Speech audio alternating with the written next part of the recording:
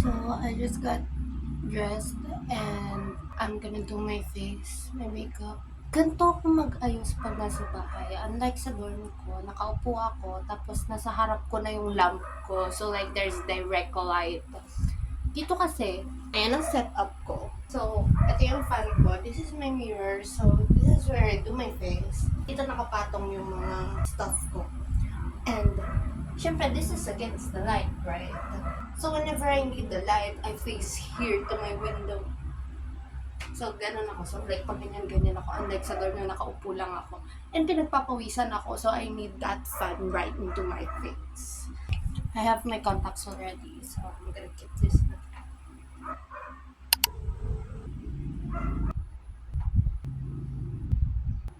I actually decided to talk more in my vlogs because aanhin ba natin yung aesthetic vlog thing na ginagawa ko, honestly.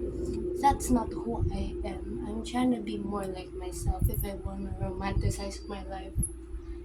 And I'm more of the talking type, but I guess I've grown into a different woman now. Wow, sobrang okay. If you guys know, I'm watching one of the very few vloggers that I watch is Gift. Like, sumikat siya nung pandemic ata yun, or post-pandemic, I don't know. But sumikat siya kasi super galing niya mag-Korean. And she's from CDO. She's studying in UST right now under architecture ata. And I just really love her vlogs. Her life is the lifestyle that I want. But we can do that, okay? And one of the vloggers din na pinapanood niya is si Kyla D. And they talk during the vlogs. And I'm like, oh nga no, I can do that pala. Actually, nung bata pa ako when I started all this, I really like talking sa vlogs. Like, aesthetic non-talking vlogs are the things that I cannot do. Ano naman ako sasabihin? Pero right now, see, I'm opening a topic. This is, wow. Magpapasa kami ng scholarship requirements to GSIS in Santa Cruz.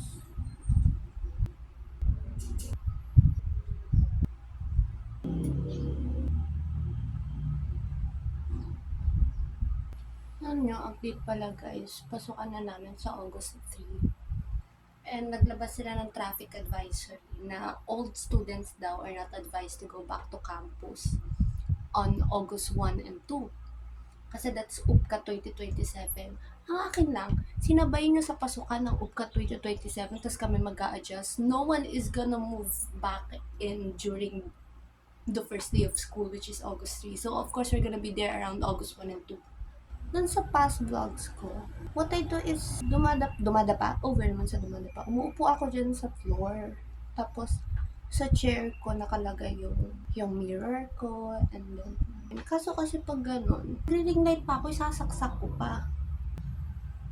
Okay, ayan. After 3 dots on the face, see, buildable naman yung coverage niya.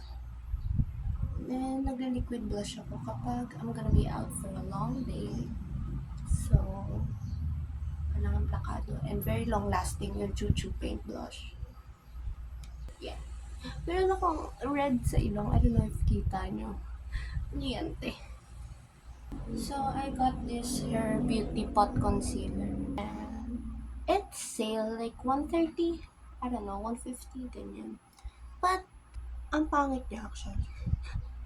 Like, akala ko, since it's very dry, it's good for oily skin, but it got to a point na it's not even, you can't even scoop it out anymore. So, ngayon, para lang napagtyagaan ko siya. Because I rarely do my concealers naman na. Yan, ganyan lang. And then the rest, wala na akong ginagawa because I don't need much concealing naman na. Just to get it, nag-i-spray pa ako ng setting spray on it just to make it a bit wet. Kaya rin sobrang tipid niya kasi wala naman nababawas sa kanya.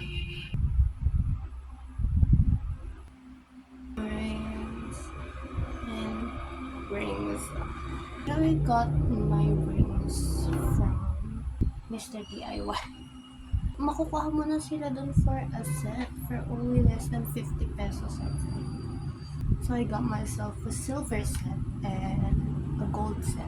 The problem lang siguro sa jewelries nila is hindi siya non-tarnish. Yung iba non-tarnish, yung iba hindi. Just to be sure, I coat them with nail polish, the clear one. Very old hack actually.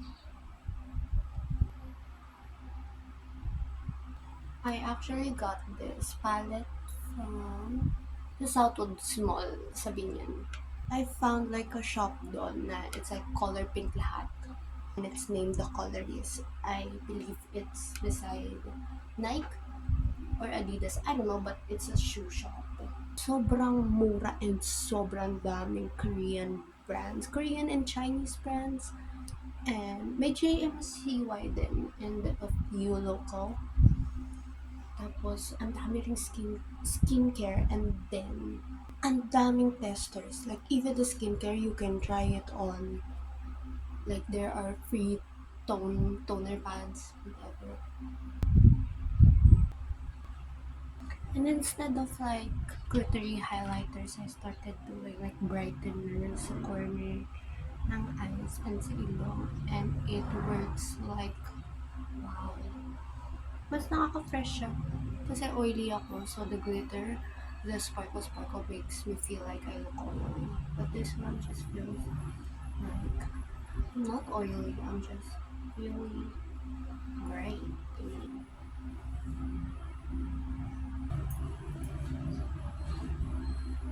Sa dorm kasi yung hot comb ko, so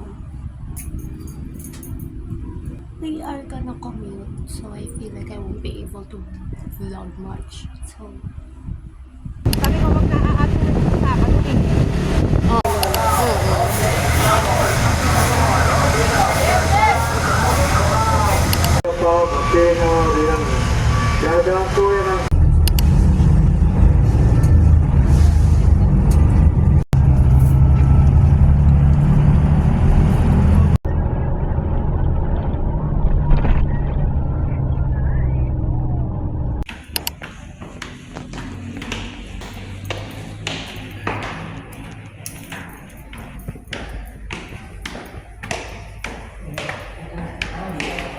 second floor. Hello. So, I don't think naririnig to, but like, nasa Jollibee kami right now and galing kami ng GSIS, right? And hindi kasi klaro dun sa post nila kung anong courses yung kinukuha nila. Honestly, wala silang nakalagay na course at all. Hindi pala qualified ang nutrition. Ang nandun lang na STEM course. More on engineering and then biology. Ganun. Kahit nga raw nursing, may pumunta raw kanina na nursing di rin natanggap. Maganda yung place nila, but ayun, di kami nagtagal. And merong katapat yung GSIS sa Jollibee, so dito kami magla-lunch muna. And kanina, on the way here, nagpabalik-balik kasi kami like sa van and stuff. Kasi nga, mahirap pakarating dito. Buti na lang din merong nice guy na nagsabi sa amin kung saan kami sasakay ng jeep on the way here sa GSIS from where kami binaba ng bus. And then, on the way here, parang on the spot kami nag-decide ni mami na kukuha na ako na ibang dorm since madami dumaan sa feed ko kanina and nag-inquire kami and baka after here pumunta kami sa UP para i-ocular visit yung dorm. So sabi nga namin baka it's not a rejection, it's a redirection. Well, kasi malay mo, yung purpose pala ng pagpunta namin all the way here is not for the scholarship but para makapag-ocular kami ng dorm. So, okay na rin. Pero hindi pa nagre-reply yung contact person namin doon. But, either way, I hope it goes well. Kakain lang kami. Si mami nag-order.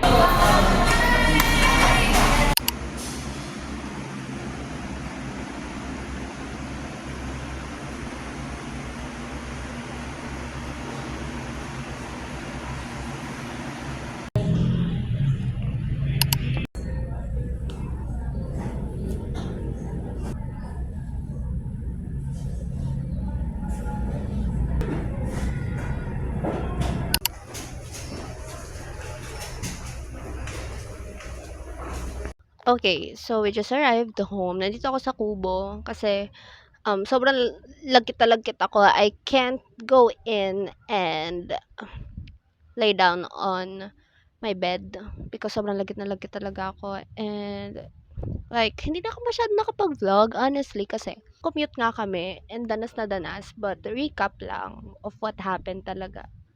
I don't know if nabanggit ko siya sa Jollibee, back in Jollibee, but on the way to GSIS, like on the spot, we decided ni mommy na I'm gonna move dorms. Because honestly, di ba, my current dorm is not my first dorm, di ba?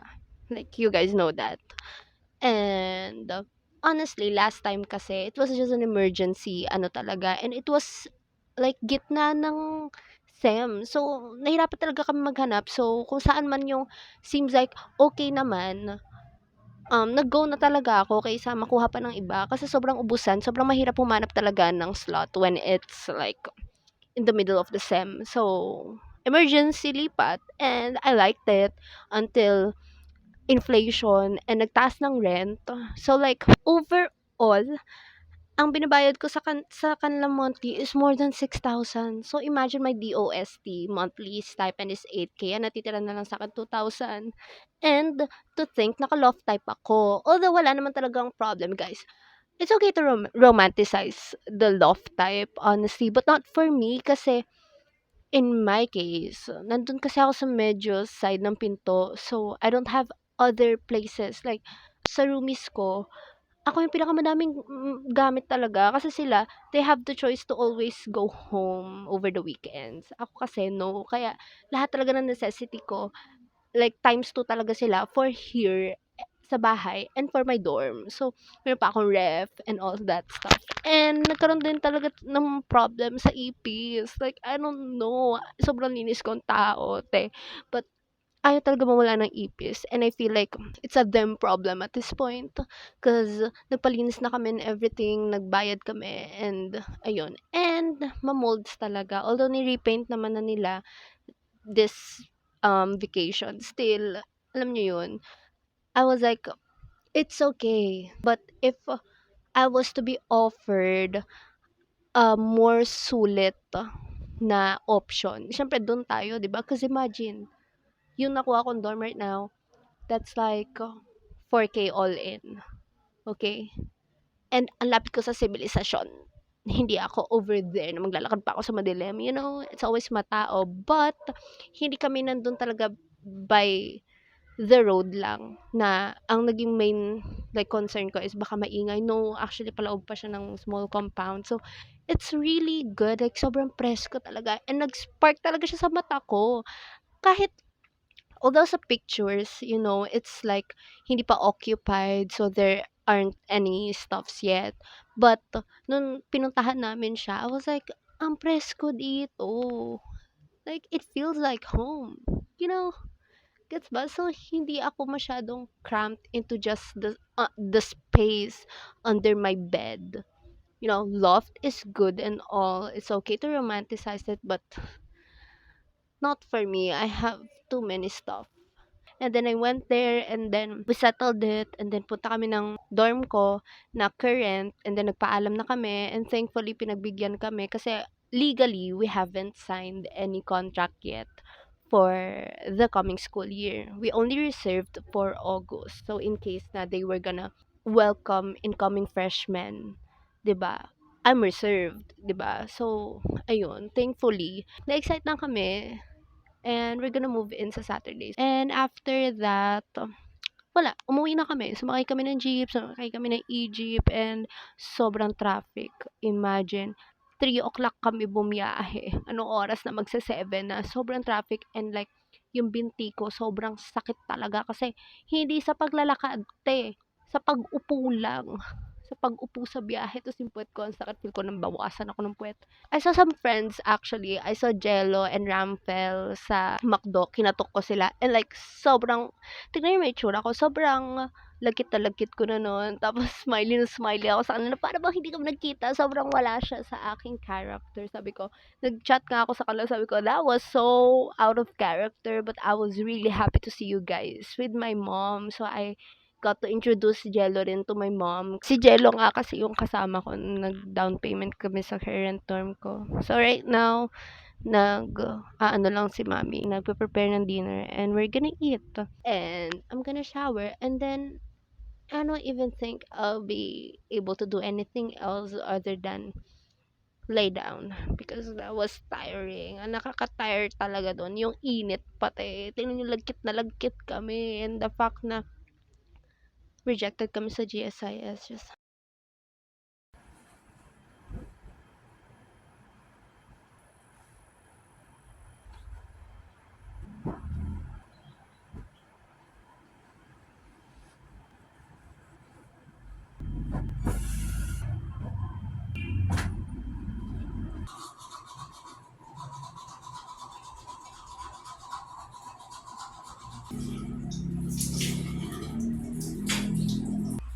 Hi! So, nagising ako mga 9 a.m. and naulan.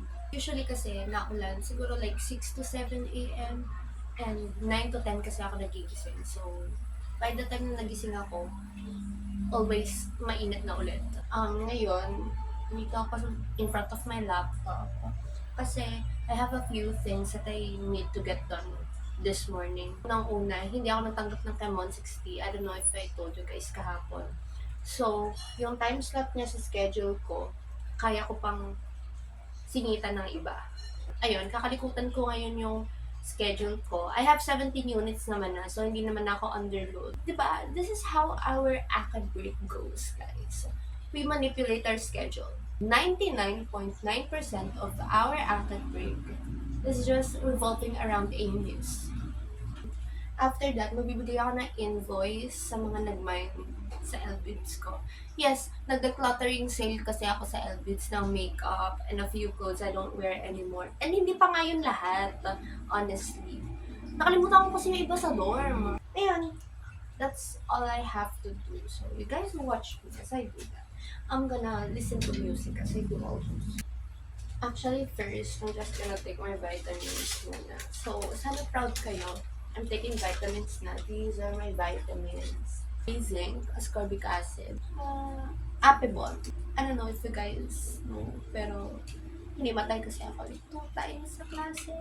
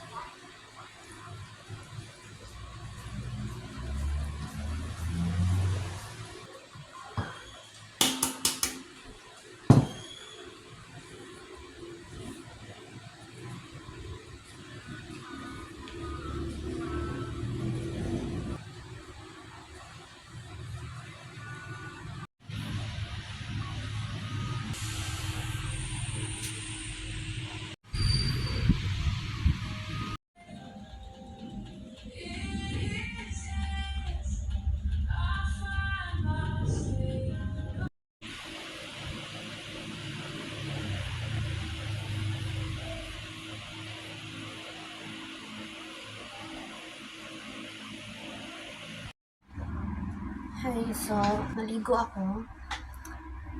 Lumilipad yung buhok ko kasi ayan, sangkot ko yung fan. But, may uwi si mami ng spam. Actually, hindi ako mahilig sa potato. Like, hindi naman sa super sensitive ako. But if may choice ako hindi siya kainin, hindi ko siya kakainin. But, I want to try this. Kasi, sikat nga to ngayon dito sa amin.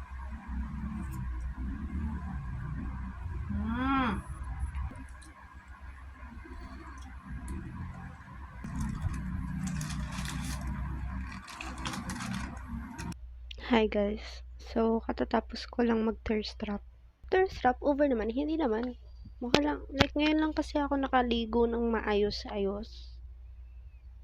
Hindi, kasi kapag kasi naliligo ka sa Pilipinas, hindi ka pa nakakalabas ng CR, pawis na pawis ka na. Grabe, talagang sobrang on point ng kanyang accent doon na para bang, ano bang accent yun? So, kanina, di ba nag-bake ako? Alam niyo bakit hindi ko na halos na film? Like, I don't know, I feel like hindi ganun kadami na film ko. Kasi, nung lunch kasi, nag-init kami ng ulam. Tinanong ko si Lola, sabi ko, Lola, matagal niyo ba binuksan yung ref para maghanap kayo ng ulam? Kasi nung kumuha ako ng tubig, hindi siya malamig. I mean, I'm not referring to the tubig, pero hindi malamig yung ref. Kasi usually, di ba, pagbukas mo ng pinto ng ref, bubungad talaga sa'yo yung parang wow, ang lamig. Habang nakasalang yung mga cookies, tapos naghuhugas ako ng mga ginamit ko, tinatawagan ko si mami. And then I told her about it. And then, sabi niya, hugutin ko muna, then try kong isaksak ulit. And then we did that for like 3 times. And then, hindi pa rin talaga siya nalamig. Baka kailanganin na namin bumili ng ref bukas. Ngayon, wala na, nakahiga lang ako, ayan. And, baka magbukas ako ng laptop, tapos nood lang ako ng vlogs. Okay, guys. So, katatapos ko lang hugas ng pinggan. Ayan si King. Nakatayo lang siya. Bawal siya maupo kasi bloated siya. Ay, nakaka-bloat. Nakaka-bloat yun. Hindi ka bloated? Hindi ka ba bloated? Patingin nga ako. Bloated yan? Hindi. Flat yan. Ano ka nga sa side mo? O, patingin. Alisin mo yung kamay mo. O, diba? Flat. Flat yan. Kasi ka nakatayo ka lang.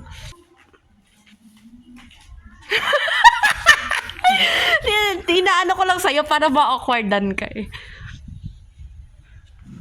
Pwede ba? Privacy to. Minority ako. Ikaw ano ka na? Adult Anong ka na. minority? Minor! Menor de edad.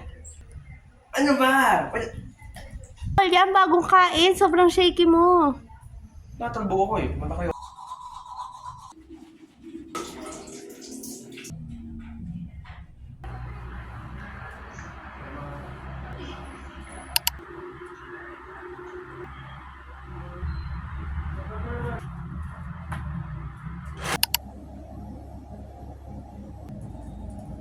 Guys, meet Kimi! Bigay ni Kimi, kaya pangalan niya Kimi.